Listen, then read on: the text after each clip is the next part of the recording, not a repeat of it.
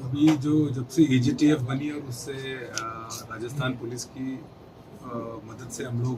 Gang के खिलाफ काफ़ी सीरियसली एक्टिवली हम काम कर रहे हैं। इसमें कुछ लोगों को हमने पहले अरेस्ट भी किया था और कुछ लोगों को बाहर से लाने के लिए कोशिश किया, एक दो को बाहर से लेके भी आए, कुछ लोगों को बाहर से अरेस्ट भी करवाया।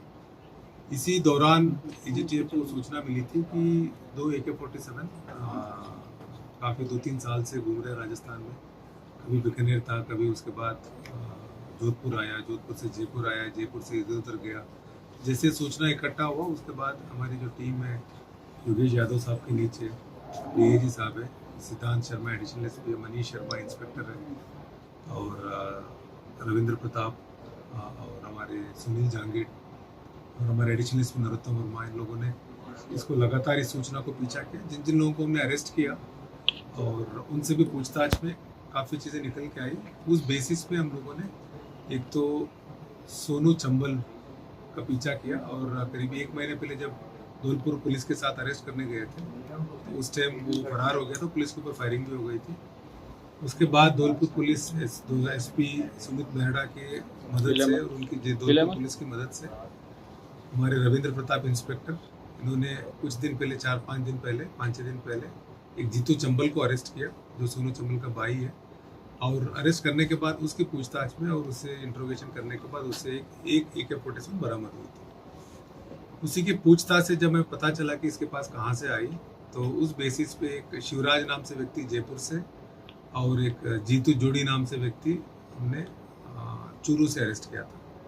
जो जीतू जोड़ी को हमने अच्छा पूछताछ किया, जब जीतू जोड़ी वहाँ पुराना बदमाश रहा, हिस्ट्री शीटर है, तो उससे जब गहन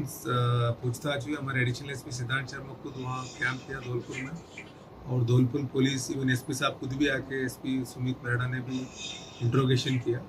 उस इंट्रोगेशन से हमें पता चला कि और एक AK-47 भी इनके पास है। उसको अभी कल रात को उसकी जो जोड़ी गांव है चूरू जिले में वहाँ से बरामद किया है और अभी हम लोग इनसे गहन पूछताछ कर रहे हैं ये कहाँ से आया और इसके बीच बीच में कहाँ कहाँ ये रखा हुआ था और उसमें एग्जैक्टली किन किन के हाथ से गया है, उनके खिलाफ भी हम आगे एक्शन लेंगे। एक तो आप चंबल में आप लोगों ने देखे होंगे, वहाँ तो हर मतलब रेवाइन से शूटिंग रेंज बन सकता है, लेकिन ये बात पूछताछ में आई है, सही है। कुछ लोगों को वहाँ उन लोगों ने ट्रेनिंग दिया है, कुछ लोग फरारी काटने भी आए थे, उन सब के नाम हमारे पास है। हम लोग कुछ राजस्थान के थे, कुछ बाहर के भी थे और उसमें कुछ लोग अरेस्ट भी हो गए। जो अरेस्ट नहीं हुए हैं उनके हम पीछा कर रहे हैं, उनको भी अरेस्ट करेंगे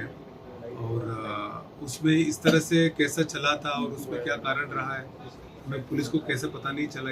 इन कारणों को भी हम जांच करेंगे। नहीं, एक तो जो बड़ा वेपन इसलिए हमेशा बदमाश लाते हैं, बड़ा वेपन से एक तो उनको लगता है कि उस बड़ा वेपन से वारदात करने से उनकी दहशत बढ़ जाती है, इसलिए बड़ा वेपन लाते हैं। पहले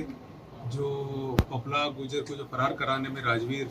जो था 1 लाख इनामी, जिसको एजीटीएफ टीम ने पकड़ा था करीब 20-25 दिन पहले, उसके पास जो AK-47 वो भी पुराना है, AK-56 था, वो पुराना है, 4-5 साल पुराना है। और अभी जो 2 हमने इस हफ्ते में हमने बरामद किया, ये भी करीब ऐसा नहीं है कि अभी 10 दिन पहले 20 दिन पहले आया, ये हमें लगता है कि शायद 2022 शुरुआत में आया हो। इवन जब एसपी हमारे जो योगेश यादव साहब अभी डीआईजी है, ये एसपी बीकानेर थे, तब इन्होंने भी इसका पीछा किया था, इनकी भी सूचना आई थी और इनकी टीम भी काफ़ी उस टाइम में काफ़ी मेहनत की थी इसको बरामद करने के लिए और इधर उधर हाथों से चला जाता गया और उसके बाद इसलिए बरामद नहीं हो पाई थी। अब क्योंकि हमें पिन पॉइंट सूचना मिल गया और लगातार अभी पिछले करीब 3-4 महीने से कंटिन्यूसली हम काम कर रहे हैं और जिला पुलिस की भी, जैसे चूरू पुलिस है,